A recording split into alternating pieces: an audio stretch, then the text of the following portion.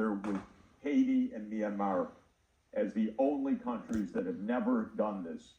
But it got worse early this year. The United States government went into open attack on this agenda, voting against UN General Assembly resolutions that mentioned the Sustainable Development Goals, that mentioned the 2030 agenda, with U.S.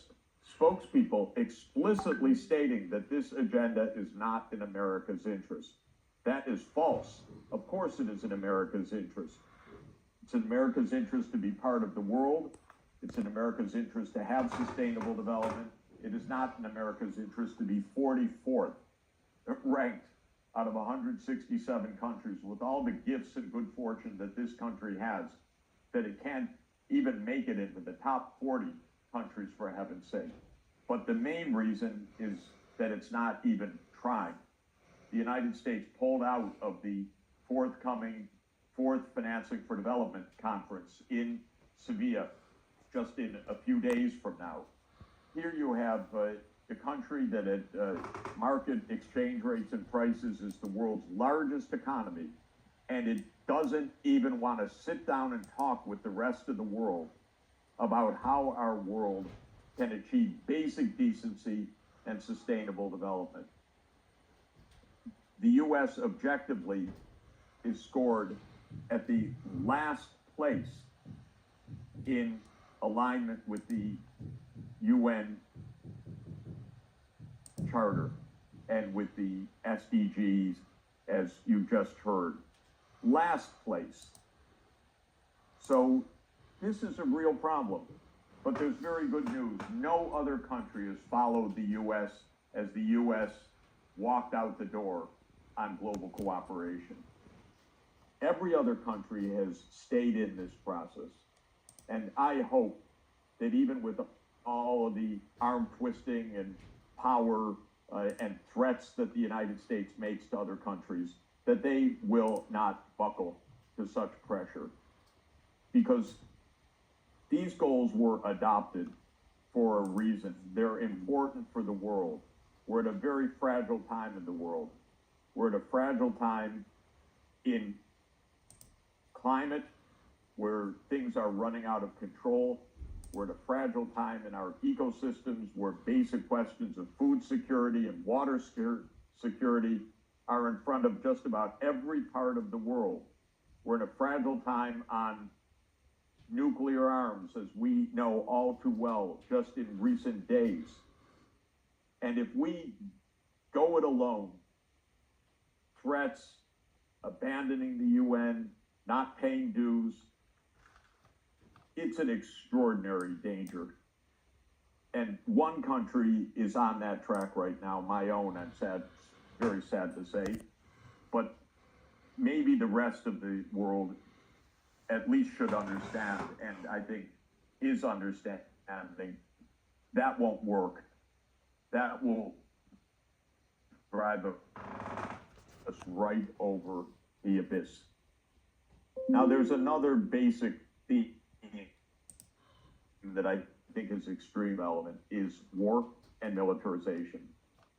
War destroys, war poisons the environment, war kills, war drains budgetary resources, war creates every kind of social pathology, and war takes attention away from what is truly important. And this is part of the issue here. The U.S. has been engaged in nonstop wars up until last night. Maybe there's a new ceasefire, which would be a godsend. But nonstop wars. And Europe, of all places on the planet, is cutting aid and raising its military budgets. Not raising its diplomacy, but raising its military budgets. And we're meeting today just before a NATO summit where the Europeans are going to do the worst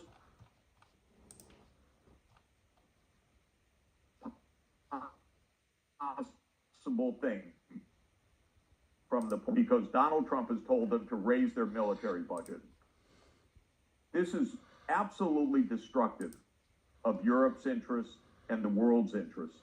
And the world feels it because Europe is slashing its aid, slashing its development finance, because budgets are tight. Why are budgets are tight? Because military spending is going up. Why is military spending going up? Because Europe forgot that diplomacy is a lot cheaper than constant warmongering. So, sorry to say it, but this is the drama that we're in right now. Will we have a world of war, or will we have a world of multilateralism, peace, and sustainable development? And this is really nothing less than what we are discussing today.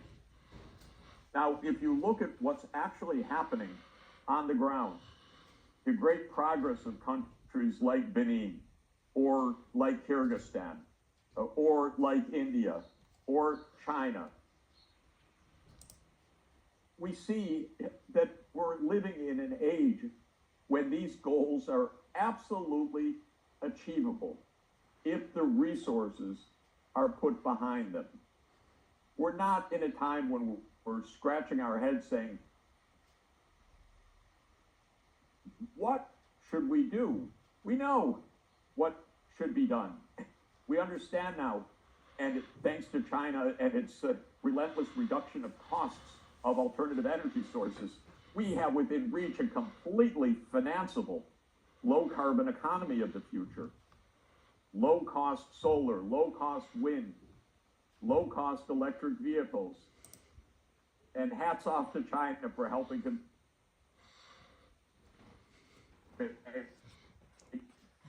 happen, sure, in using AI for healthcare, in getting kids online for education. Every one of these areas we see around the world dramatic progress, but in patches, selective progress, in those places that have the wherewithal, that are at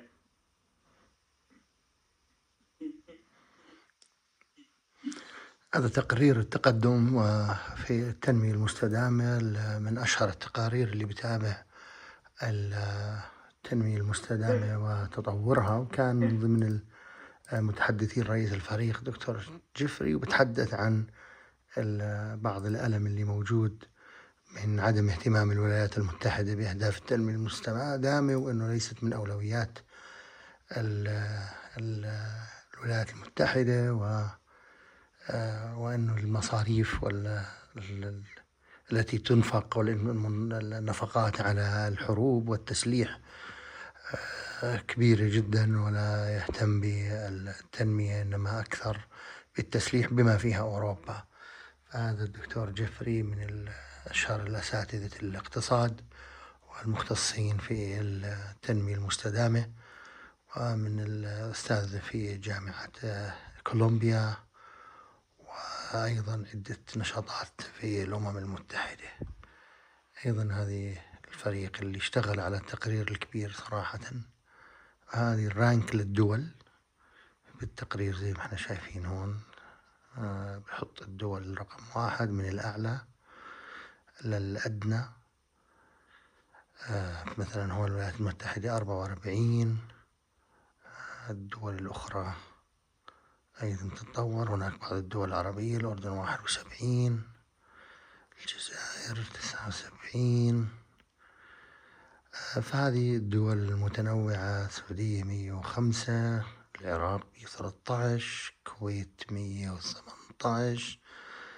فطبعا هنا بتنزل لحين ما تصل 41 في جنوب السودان، صوماليا، اليمن، يعني الدول اللي فيها مشاكل غيرها من الأمور. بس هذه نظرة عامة على التقرير، لكن أكثر شيء مميز فيه كان حديث الدكتور جيفري عن دور الولايات المتحدة وأماكن الولايات المتحدة.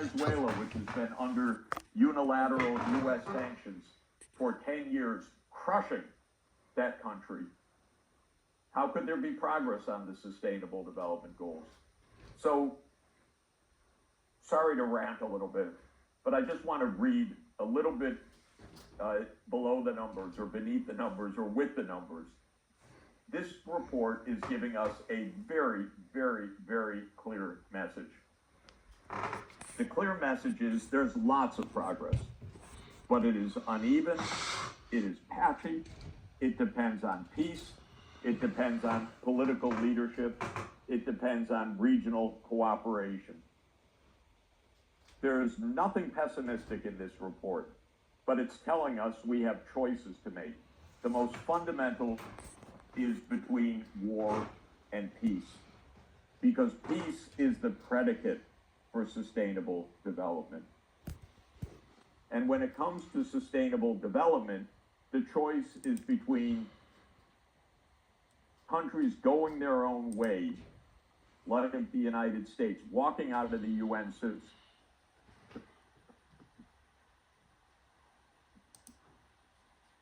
or countries, it's the only conceivable way for every place to make progress. There is no way to be safe, secure, prosperous, and sustainable on our planet unless the whole planet is making progress together. That's the true nature of globalization. So please read the report. The work is excellent. The evidence is extremely important. And the report makes our choices very, very clear. And I, again, want to congratulate the team. This is the 10th year.